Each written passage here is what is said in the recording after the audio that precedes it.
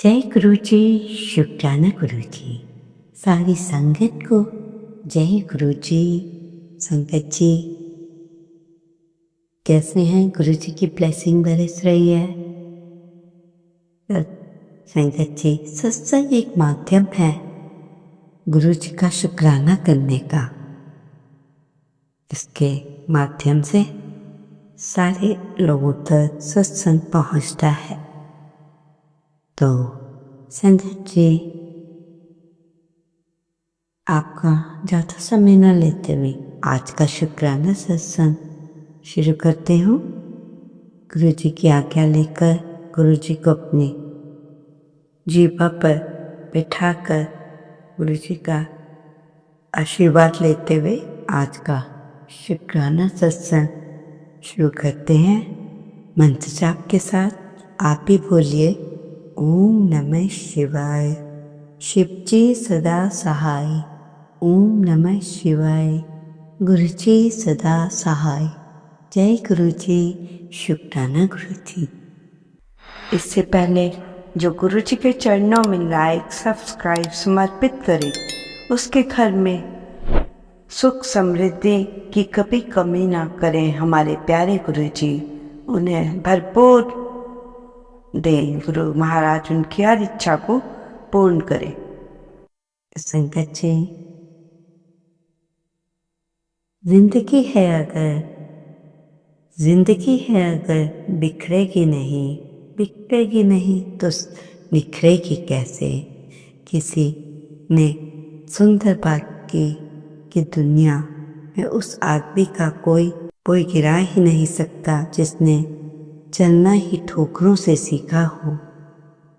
जय गुरु जी, शुक्राना गुरु जी। एक बार गुरु जी के चरणों में फिर से कोटि कोटि नमन सारी संगत और मेरी तरफ से। जय गुरु जी, शुक्राना गुरु जी। परमात्मा कहते हैं मनुष्य का पहला धर्म है परिवार का ध्यान रखना और प्रसन्न रखना। यह सबसे बड़ी पूजा है।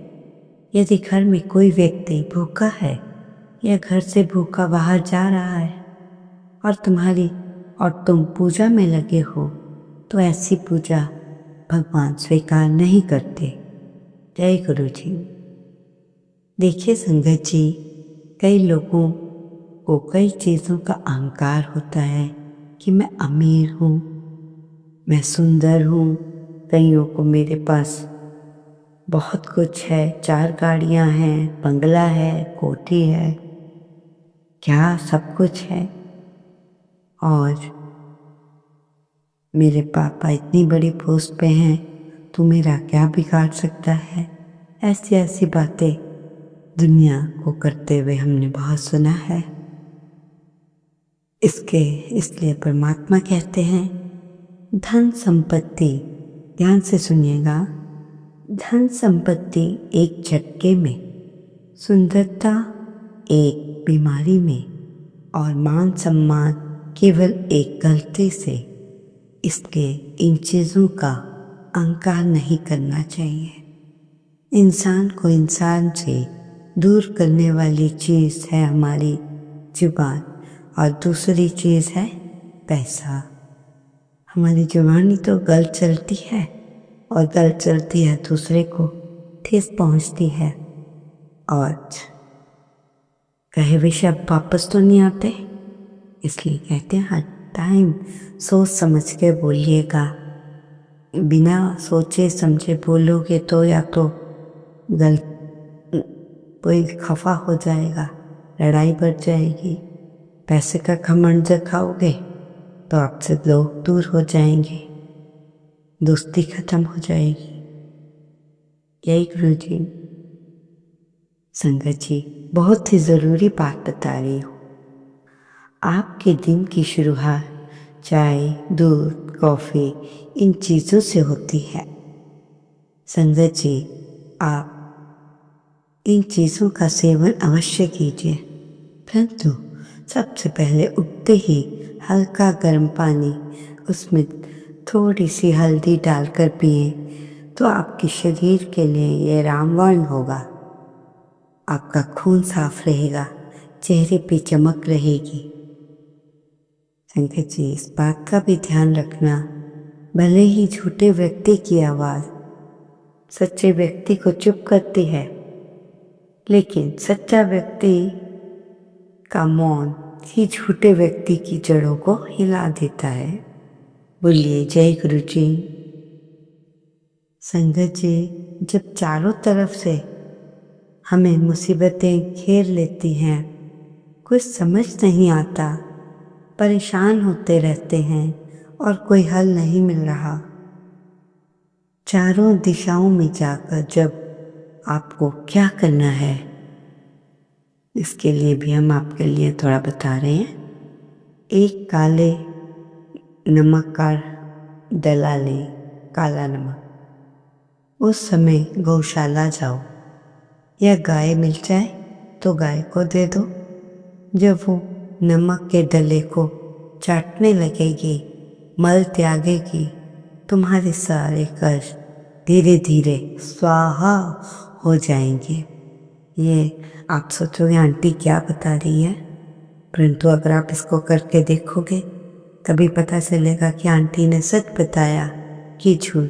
अगर सच होगा तो कमेंट में जो आपकी प्रॉब्लम सॉल्व हुई है उसको लिख के बताना हमें भी प्लीज़। संगत जी, अब श्राद्ध आने वाले हैं। कई बार आपने सुना होगा कि आपको पितृदोष है, इसके लिए आपको सफलता नहीं मिलती, तो उसके लिए आपने कुछ नहीं करना, वरना किसी पंडित के पास भी नहीं जाना। बस श्राद्ध के किसी भी दिन से, मतलब जब श्राद्ध शुरू हो जाए श्राद्ध, तो 1 रुपये का सिक्का जमा करना है। रोज एक कटोरी पूजा में रखनी है, रोज रुपए का सिक्का उसमें डालना है। जो आपका पूजा घर है कटोरी उसमें रखना और सिक्का डालना। ऐसा आपने 43 डेज करना है। कितने दिन? 43 डेज। जब ऐसा हो जाए तो वो पैसा आप किसी के मंदिर या दान पात्र में डालाएं। इस काम को करने से सभी पितृदोष धीरे धीरे समाप्त हो जाएंगे। पितरों का आशीर्वाद आपको मिलेगा, पितृदोष खत्म हो जाएगा। पर इस उपाय को टूटने ना दें। लगातार 43 डेज करना है। फिर से आपको एक बार याद दिला दिया है, 1 रुपये का सिक्के वाला। संगत जी, अगर आपके घर में नेगेटिविटी की प्रॉब्लम है तो प्याज और लहसुन के छिलके दोनों को कपूर में जला दें। नेगेटिविटी जल्द ही चली जाएगी। ये छोटी छोटी चीज़ें, इनके छिलके रखो।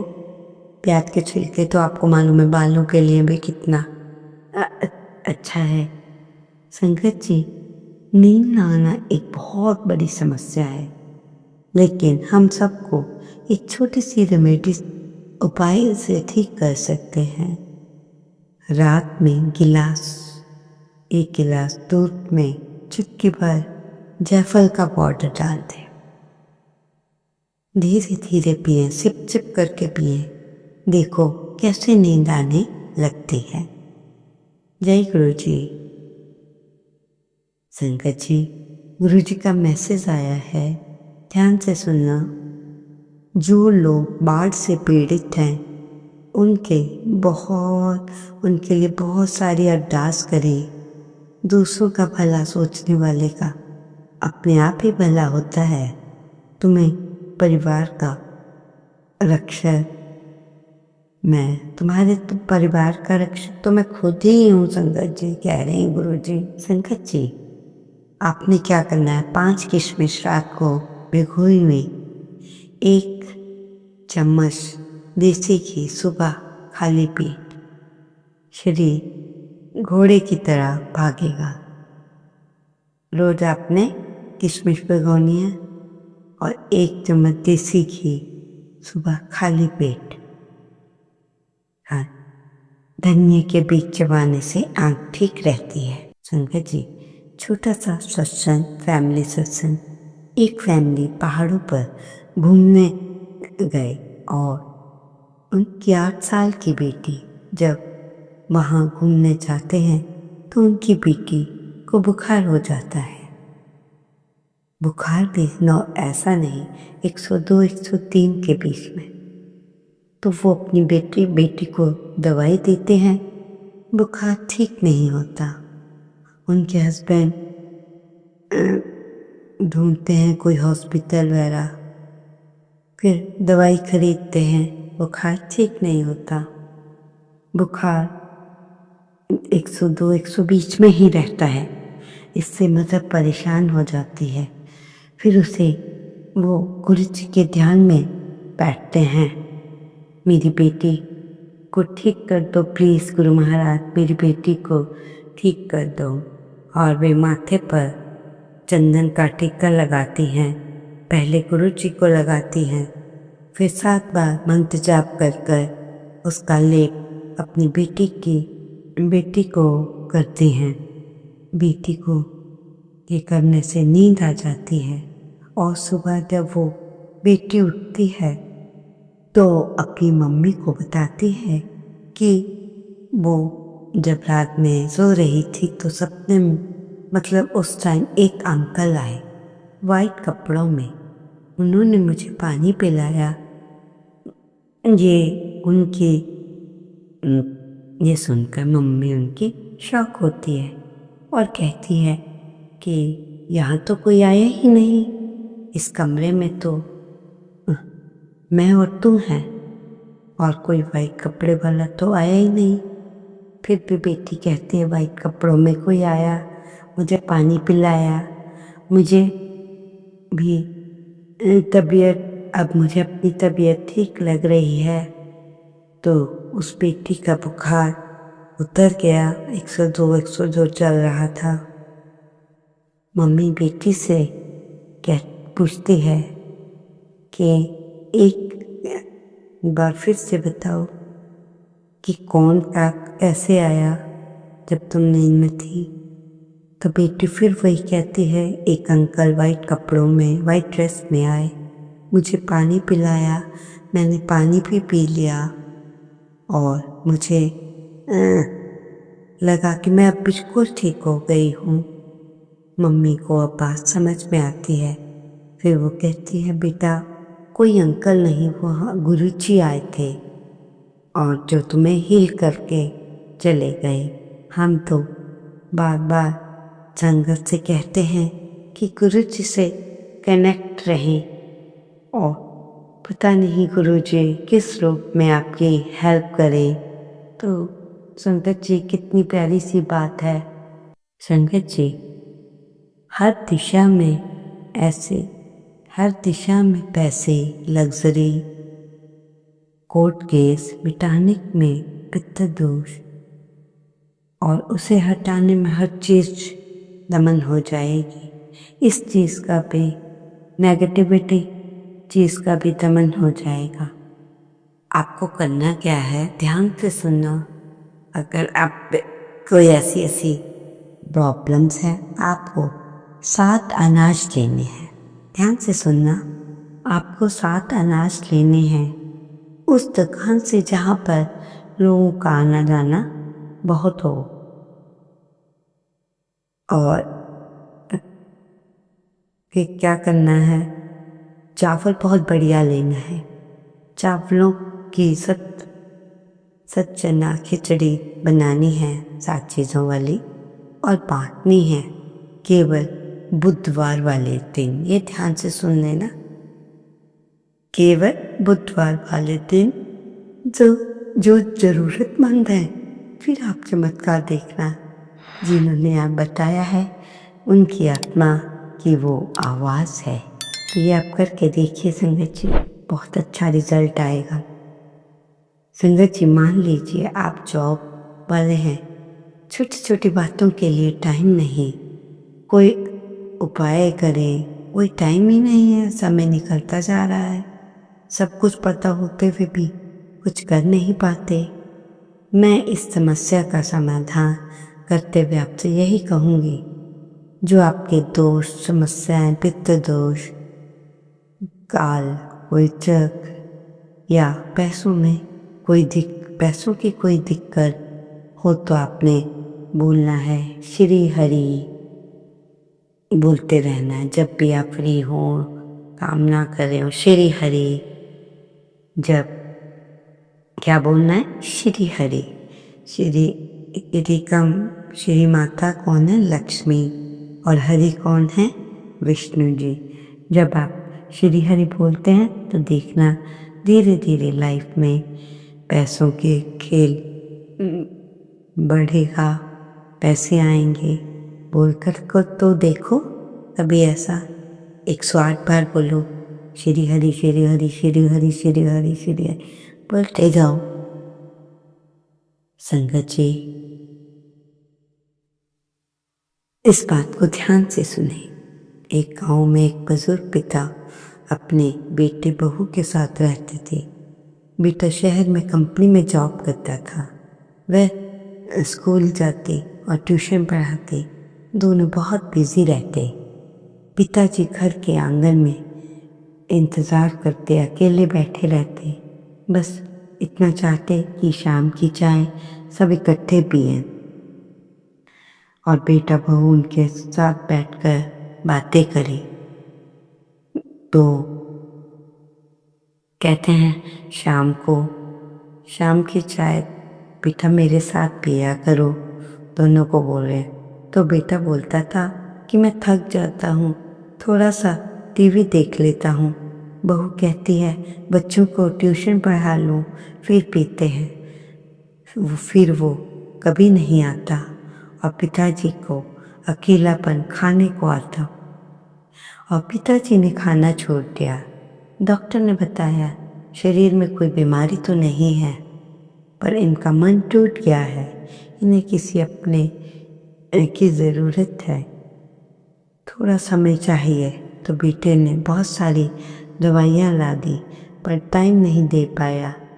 एक दिन बहू ने देखा कि पिताजी पुरानी फोटो देख रहे हैं, मुस्कुरा रहे थे। बहू ने पास जाकर पूछा, पिताजी? ने कहा, बेटे यादें देख रहा हूँ, पहले बैठते थे और हंसी होती थी, मजाक करते थे, अब तो कुछ तस्वीरों में सब कुछ इन तस्वीरों में ही रह गया है। उस दिन बहू का दिल भर आया, चाय बनाई, पिताजी के पास बैठकर पी। दोनों ने चाय पी। बहू ने कहा, आज की चाय हम दोनों इकट्ठे बैठकर पिएंगे। ओम नमः शिवाय। शिव जी सदा सहाय। ओम नमः शिवाय। गुरु जी सदा सहाय। जय गुरु जी। शुक्राना गुरु जी, अनंतम अनंत शुक्राना।